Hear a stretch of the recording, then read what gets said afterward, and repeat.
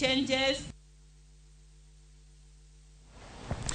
Odhinyime jaod bura ma Luanda Dick Maungu ne otayo nyasi mar chako gedo mar skunde tiegruok mokwongo e gwenge makono. Sikunno ibiro gere gwenge mag Emululu e ward ma Muibona.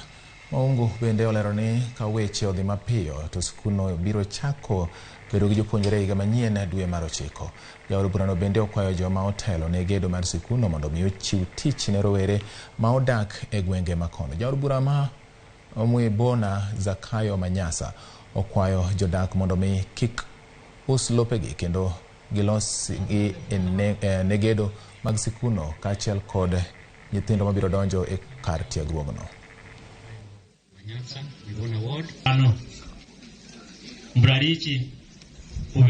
Kwetu sisi ilikuwa tuhakikishe kuwa ile matakwa ambayo ministry ilitupatia tuangalie imetimizwa. Kwanza minimum of 5 acres. 5 acres kutoka kwa mahala ambapo hiyo institution itajengwa. So tulikuja tukaangalia tukapata hiyo 5 acres iko. Title deed lazima iwe katika hiyo. Leo imekuwa ni siku ya kuzindua.